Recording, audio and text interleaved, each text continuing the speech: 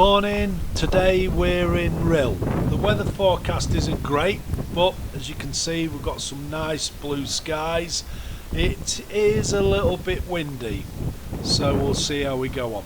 But you might ask yourself, where is Rhyl? Well, Rhyl is a seaside town in Denbighshire, Wales. The town lies within the historic boundaries of Denbighshire on the northeast coast of Wales at the mouth of the River Clwyd. To the west is Cymnal Bay and Tywyn, and to the east Prestatyn, and to the southeast St Asaph. The main beach at Rhyl is a vast expanse of sand stretching for around 2 miles from the Clwyd estuary to Splash Point. Rhyl Beach becomes even more enormous as the tide goes out, sometimes requiring a walk of nearly half a mile to dip your toes in the sea. Well, what we're going to do is we're going to take a look around the town, have a walk on the seafront and see what we can see.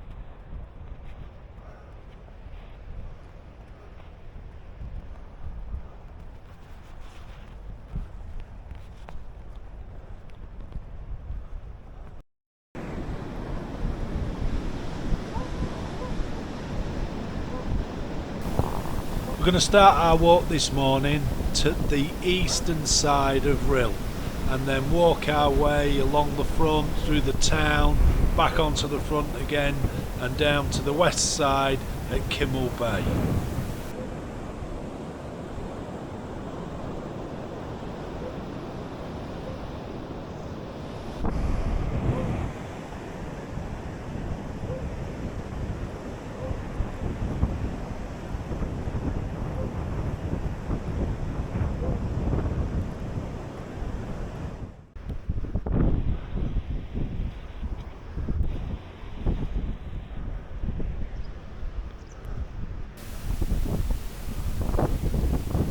Set back from the road near the front, on the north side of Rhyl, are the Gardens of Remembrance, originally erected to commemorate those who died in the Boer War and unveiled in 1904. Its original site was further west on the parade near the High Street.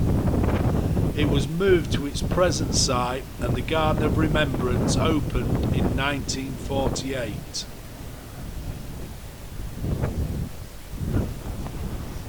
White ashlar, 2 short cenotaph pylons flank a high central plinth on which stands the statue of a uniformed soldier. Original inscriptions are carried in a raised cartouche on the plinth, commemorating the Rhyl men who fell in the South African War 1899 to 1902. Names of the dead of the First World War are carried on copper plates on the side pylons, and those of the Second World War and more recent conflicts on the sides of the central plinth.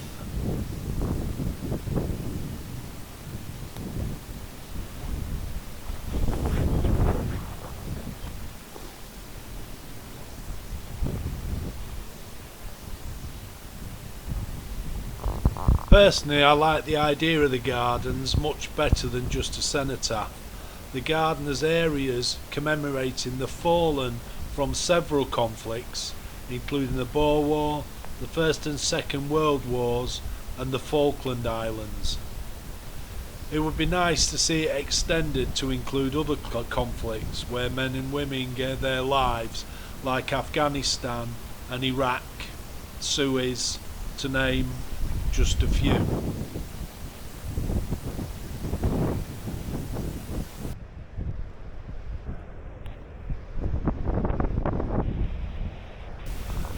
I expect in summer the gardens are really beautiful with the flowers and the pond and such like.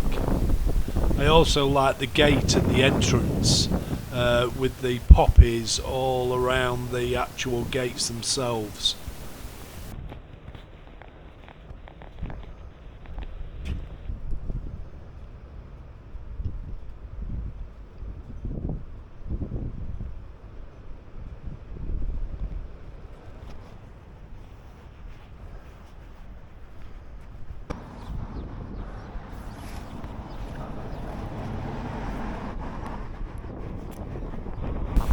In commemoration of the coronation, somebody's knitted these tops for these gateposts.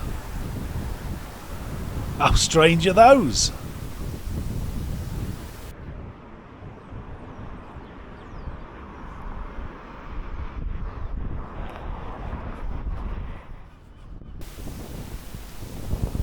The clock tower was erected in 1948. In the 1990s it was moved from its original position on the promenade to its present position on the roundabout facing the high street.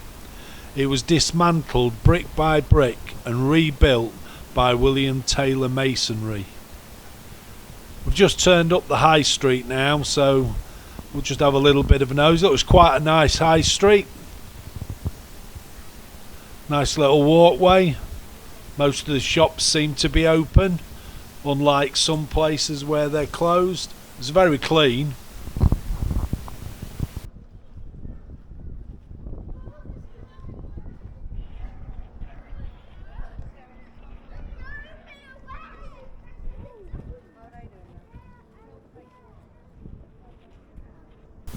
It's turning out to be quite a pleasant walk, even up the high street. It's nice and quiet today. I must admit, Rhyl does have an awful lot of places that you can park, and it seems a really nice quiet town.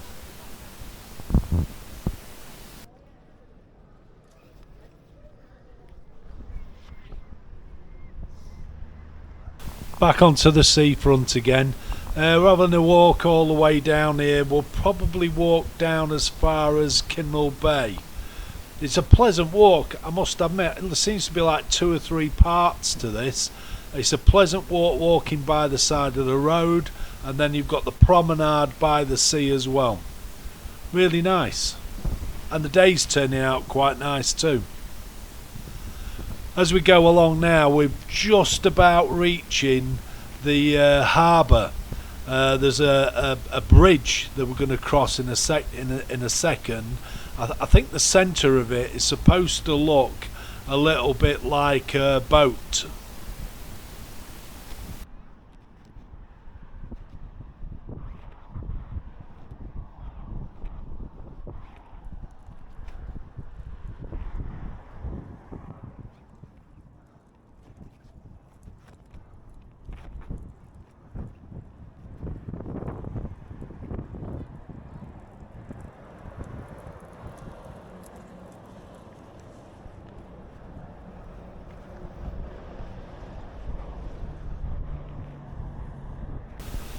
We're just approaching some statues now. These are of Rhyl FC's Don Spendlove, who bagged a record 629 goals during the 1940s and 50s. Sir John Horton, the Nobel Prize winning climate scientist, and musician Mike Peters, lead singer of The Alarm and founder of the world's leading rock and roll cancer foundation, Love Hope. I'm afraid Carol Vorderman's not on there, although I do believe she went to school here in Rhyl.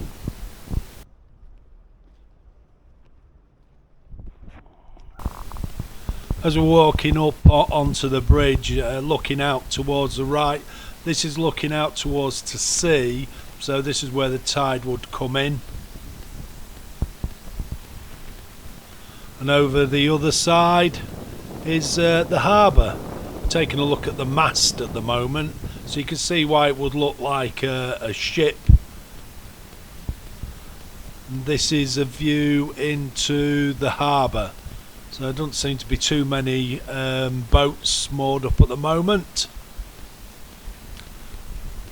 However, this bridge is a cantilever type bridge, so it actually pivots up to the middle, so both sides of the bridge lift up.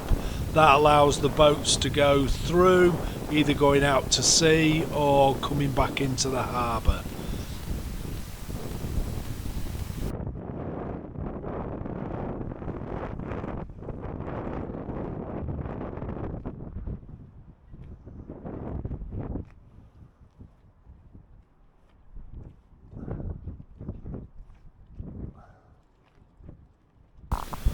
Apart from the wind that we've had, which seems to have died down a fair bit now, it's been a very, very pleasant day.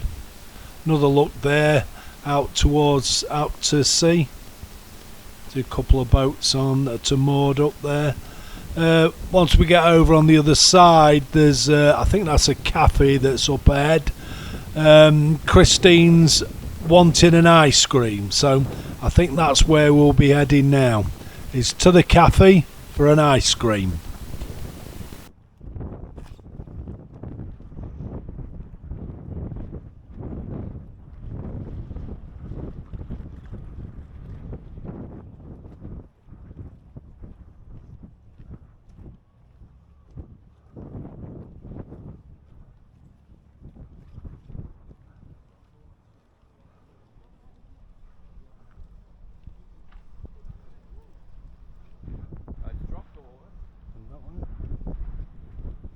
Cafe. Oh, ice cream. Stopping now. We've walked on a bit now. We're now at Kimmel Bay. It's a nice car park just over onto the right, and we're just walking our way round what is pretty much the headland back towards Rhyl.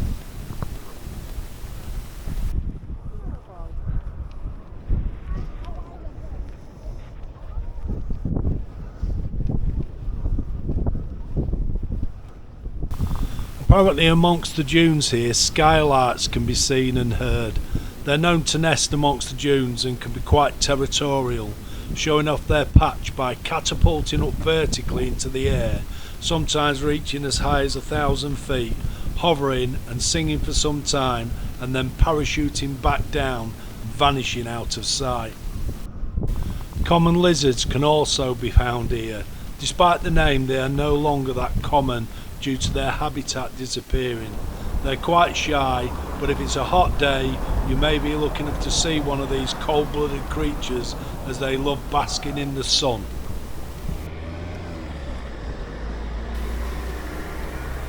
Rhyl took a hammering in a new poll of seaside towns across the UK by the Telegraph.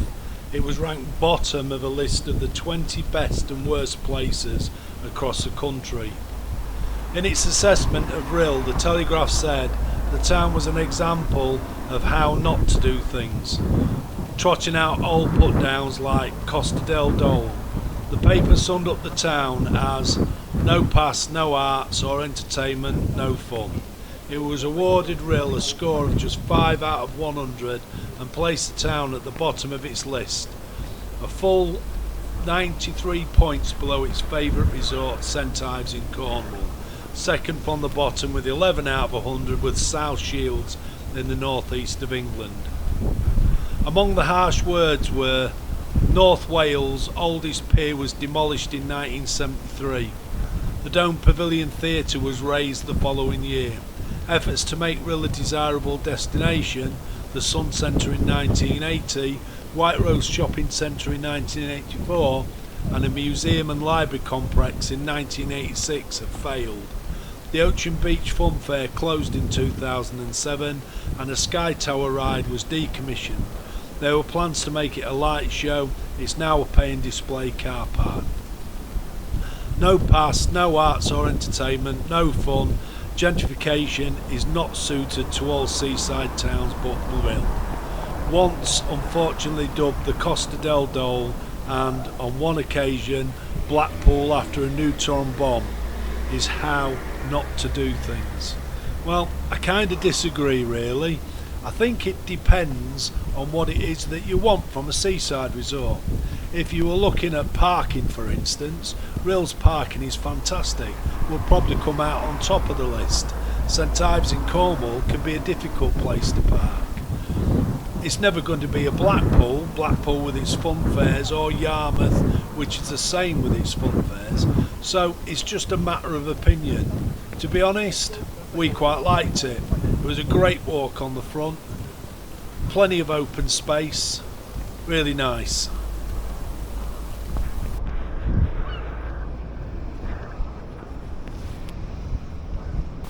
It's a place we both definitely come to again, and will come to again for a walk.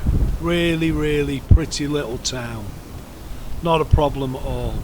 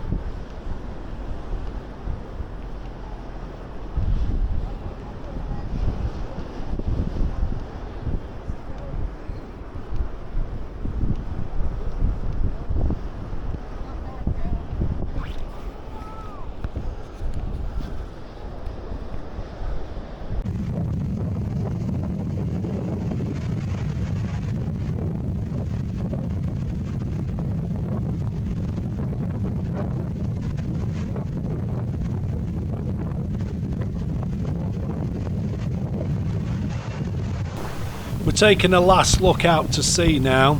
This is Rhyl Flats Wind Farm.